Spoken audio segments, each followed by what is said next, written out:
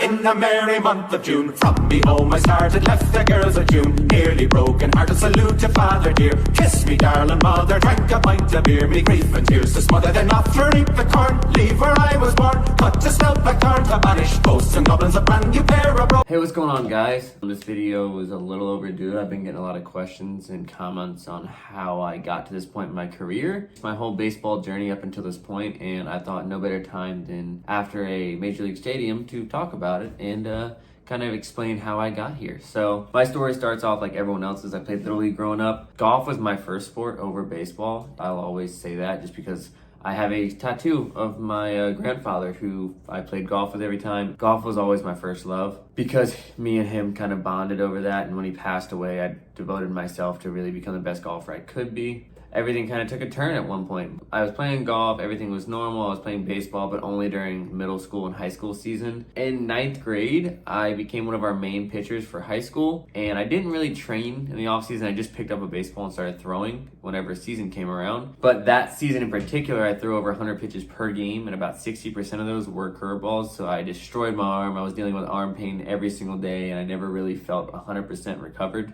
I transferred to Winter Haven High School after that season, and I played golf. I went to the state tournament actually in golf, and I was really excited about that. And then baseball came around, and I had a dead arm. I thought my arm was just tired. I thought it was overworked.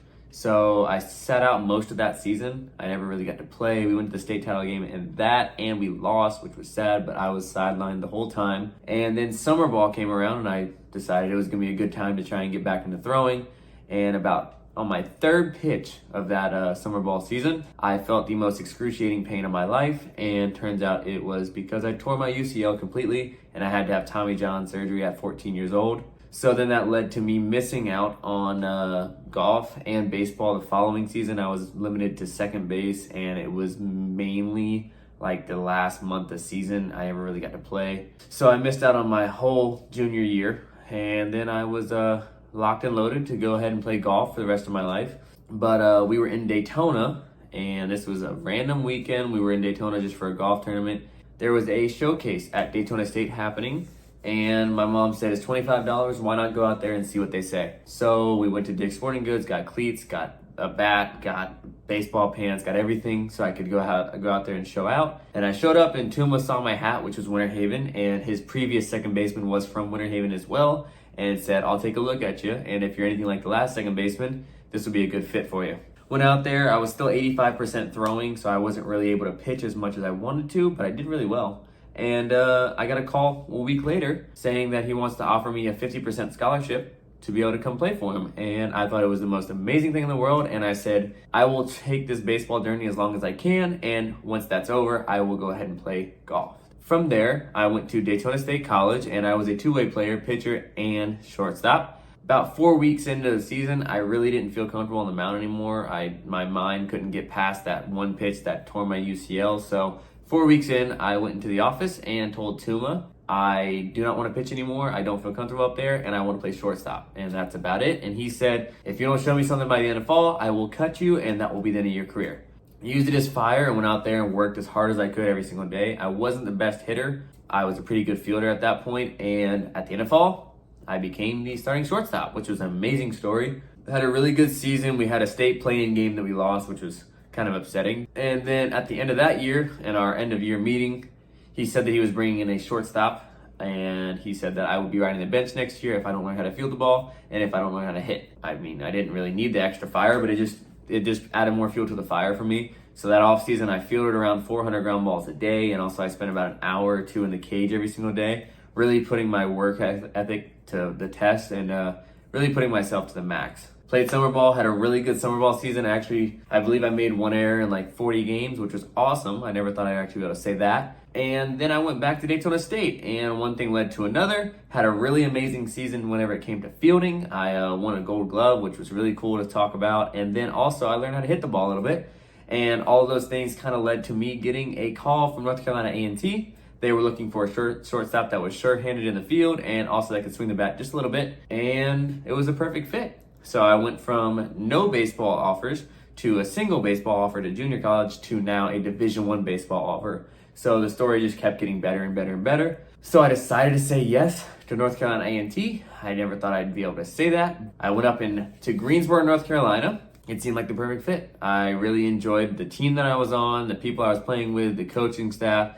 I just enjoyed the whole atmosphere that I was in. I started hitting the ball better, and one thing led to another. I actually started getting contacts from major league teams talking about possibly drafting me or getting me as a free agent signing, which, again, I never thought anything like this would ever happen for me. And I had a really good first year. I hit around 330. I fielded pretty well. I kind of slacked off on fielding a little bit. Then I went into my summer ball that next season, played in the CPL at Asheboro.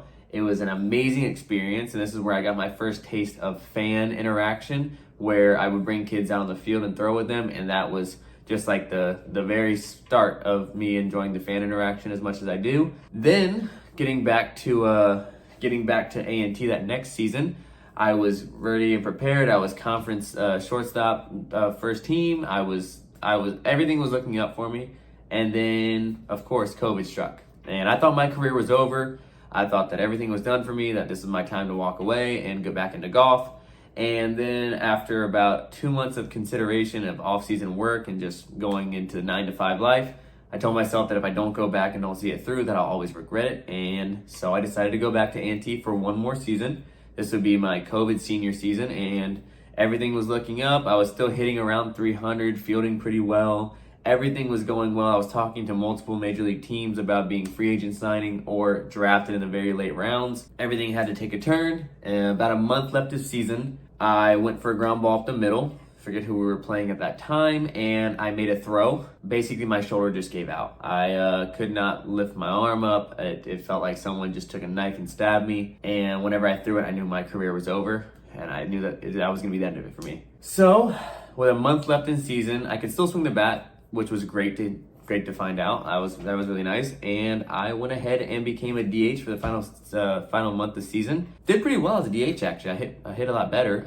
Actually had my best career game ever. I went 4 for 5 against FAMU, hitting 2 home runs, including an extra inning home run, which was by far the coolest story in my career. But whenever that final game happened, we didn't make the tournament. Final game happened. I had to walk away, and I walked away in 2021.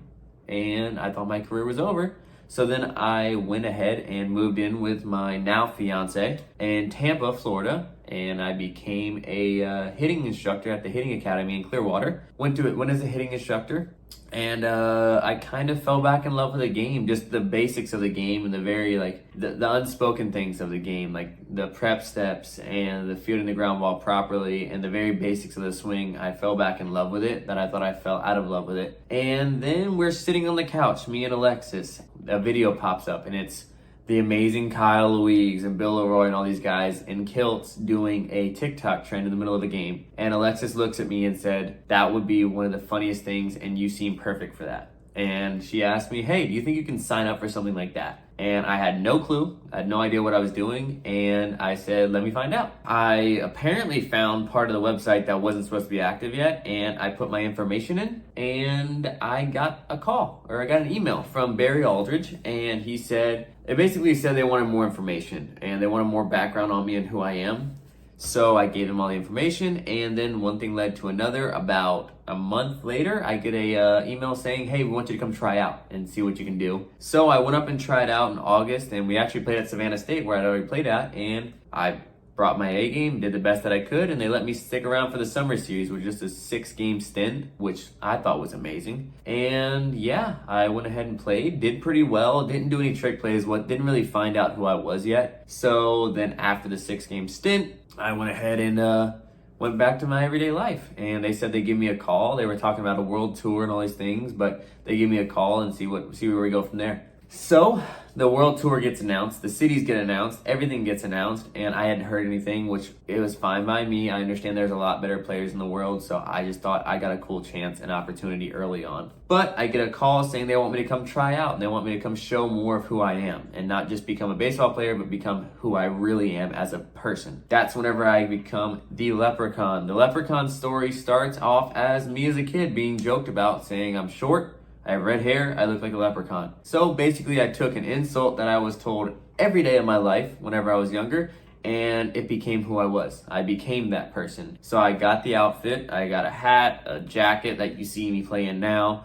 I got pants, I had the whole stint, and then I also had the gold glove just to make it even better that I would be a Leprechaun with a gold glove. It just fit too well and I couldn't ignore it. So I took it up there in November of 2022. I took it up there and I went to a tryout, and they thought it was an amazing character and they thought that it fit perfectly, and I came with a bunch of tricks that I had practiced.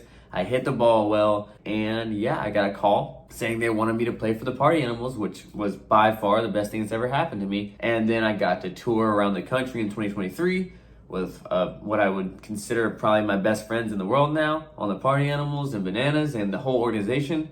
And we got to tour the country and then ended up in Cooperstown with the Hall of Fame. And to say that I went from 0 offers in high school to then being part of an organization that got inducted into the Hall of Fame and my name being on a lineup sheet, being blown away isn't even close to what I would say for it. It's probably the biggest turnaround I think I've ever witnessed, and I can't believe that it's my story. Then this year came around of 2024, and they announced that we're going to Major League stadiums, and I could not believe it. I couldn't even foresee me being near a Major League stadium on the field. And then we go to Houston, and I see 40,000 people are going to be in that building. I see people breaking down doors just to get into the game 15 minutes before the gates were supposed to open anyway. To see my life go from never playing baseball again whenever I had Tommy John surgery to playing on a major league level or playing on a major league stadium level, I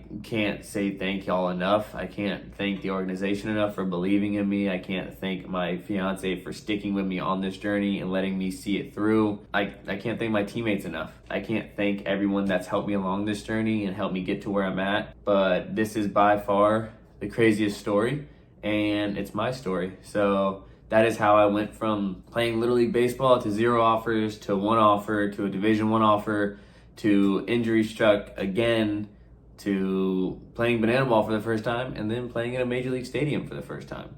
So that's my story, and we'll see where it goes from here. See ya.